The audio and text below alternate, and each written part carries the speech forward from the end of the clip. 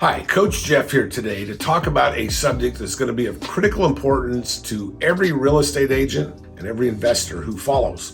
Before we get started, if you guys could do me a favor, I'd really appreciate it. Hit like, smash that like button on any of these videos, including this one if you like it. And please subscribe to our channel, hit the ring your bell button so you get notified. And of course, if you have any comments anytime during any of our videos, please go ahead and put them in there. That gives us great feedback. And if you have a particular topic that you'd like us to cover in future episodes, please note that as well so that we'll try and get that on the air for you and cover these things.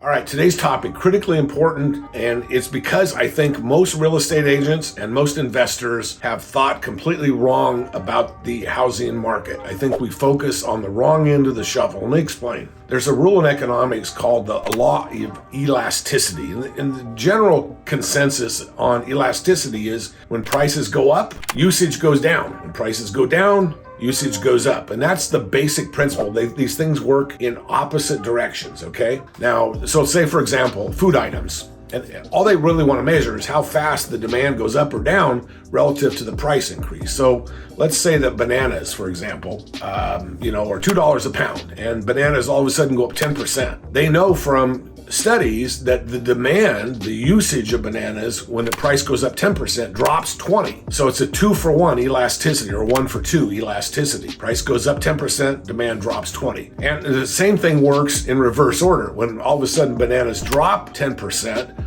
the usage, the purchases go up 20. So it's a perfect elastic market. That is the essence of the law of elasticity. Now, there are markets out there that are totally unhooked for that, and they're considered what's called inelastic markets. Inelastic markets are markets where the demand for the product is steady regardless of whether the price goes up or down. So let me give you an example. Cigarettes.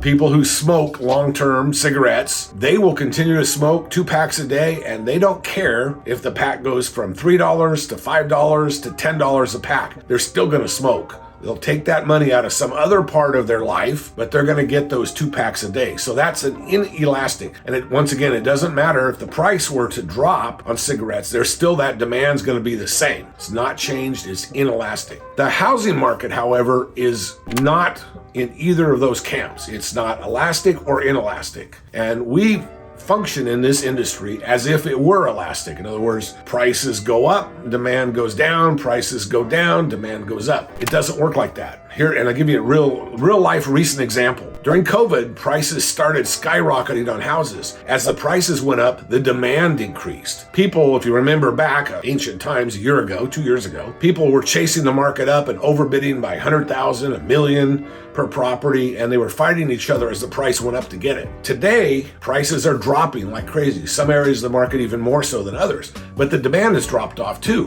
So I was thinking about this the other day, and my middle son graduated from Loyola with a degree in economics. And I asked him when he was starting to do that, I said, why are you interested in economics? That's like one of the hardest topics to get a degree in from college at a good school. And he says, I'm always curious as to why things work, and I like to figure out things other people can't figure out. So I thought to myself, well, why is housing unhooked from the law of demand? It's a basic economic principle, and it holds true for almost everything, either inelastic or elastic. Here's the thing. We're focusing on the price of houses in the industry. As real estate investors, as real estate or realtors, real estate agents, we only focus on the price. Everything you read in the newspapers, online, oh my gosh, prices, and I'm guilty of this myself because I do a lot of videos on this. Prices are going down 10%, 15%, whatever. The market's falling off.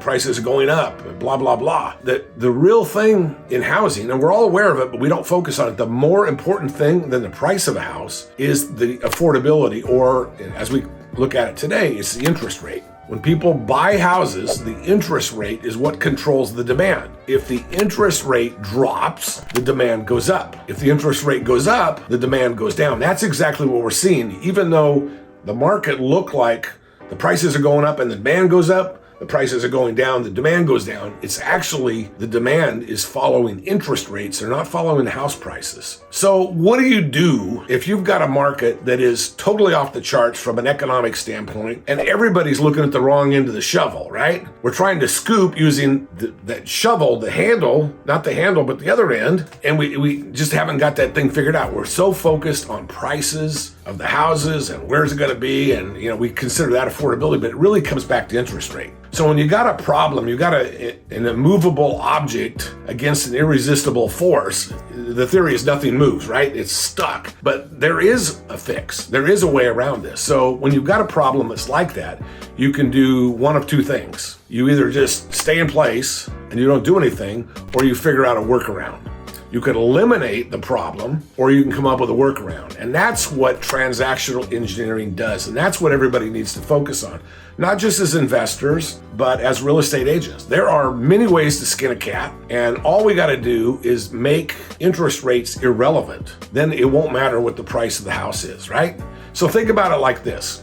There is, in every town in America, there are one or more what we call buy here, pay here car lots. You drive down some of the older streets and you'll see flags flying and big blow up dolls and everything advertising these used cars, right? And you buy it here, you pay here, that kind of thing. When somebody goes in to buy a car at at one of these buy here, pay here car lots, they're interested in two things. Okay, how much is it going to cost me today? How much do I have to give you today to drive off that car tonight? And number two, what's my monthly payment going to be? The thing that they don't ask, because they've already got this thing figured out, they don't care, is what's the price of the car? They don't care. The thing about the auto industry is they've got all of this stuff figured out way better than we do in the housing industry, because they understand that this doesn't follow the normal law of economics, that all we've got to do is create a product, a car with a huge demand, which is affordability for them. It's lower down payment and it's lower monthly payment.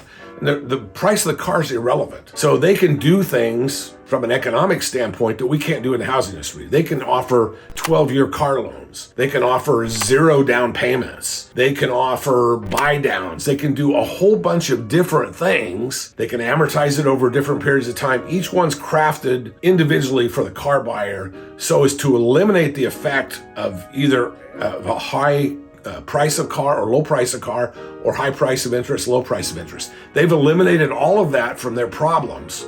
So all they got to do is get more people onto that lot, and there's always a way that they can get them to drive off with a car and afford it. Now, we can do the same thing in housing, but only a few of us know how to do it. And it's called transactional engineering. And there are a ton of ways to transactionally engineer a sale. And I would encourage real estate agents in particular, and especially every investor, to learn about that side of the business. We focus mostly in the real estate investing game on the price of the house, the price of the house, the price of the house, price location, price location, price location. Those things are irrelevant if you understand how to engineer, how to manipulate the interest rate, the problem, the thing that actually drives demand, interest rate, not price of house. If you can eliminate that as a problem or ameliorate it, make it less of a problem, you can sell every house at any price you want. If I was to offer you guys $1 million house, but I said you could take 120 years to pay for it, anybody could afford that. It didn't matter what the interest rate is because it's stretched out for a longer period of time. Why don't we do that in this industry? We got 30-year loans. There's talk of a 40-year loan. I mean, in theory, nobody lives in the house that long anyway, just like nobody would live in a car or have a car for 120 years or a house for that long. But yet there are financing programs that will allow you to do those kinds of things. So that's one of the things about being a transactional engineer, is you learn how to literally eliminate interest in the calculation by things like buying subject to, buying under a lease option, or buying with seller finance with no interest, principal only payments. Then interest is no longer a factor. What happens is you create demand, or there's demand out there for your product, because thinking back to the car example, you've got the lowest down payment, the lowest mortgage payment on a monthly basis. It's affordable, and the price of the house is irrelevant. So we can solve this problem if we actually dig down, look at the economic root of the problem, and address that, okay? Interest rates and the way that we do financing in houses is archaic. It's old. But with transactional engineering, you can learn things like, let me buy down that interest rate for that buyer. The seller, if the buyer has a 6.5% mortgage rate, the seller can buy that rate down to 3.5% for that buyer making it affordable for that buyer again. There's things like down payment assistance. There's all kinds of programs that will help you eliminate the fact that the prices of the houses, are still higher than a lot of people can afford only because of the interest rate. So eliminate the problem or diminish the problem, interest rates. Once again, not the price of the house. That's not the problem. It's the interest rate. You get rid of those things or you manipulate those things and re-engineer them to make them affordable for everybody, and you would sell every house that ever came on the market at any price at any time, and it would be something that a blind monkey with only one arm could do, which a lot of times they say that's what I am. Anyway, that is how you get this deal done. Please focus on what you can do, what you can't do, and the solution, and you guys will make a lot of money. Alrighty? If you need more information on this, go ahead and DM, put a note in the comment section, and I'd be glad to send you some more information, and we'll see if we can't help as a group get all of us to the point where we understand what's really going on instead of what the talking heads are trying to tell us about price. Alrighty? Thanks a lot, everybody.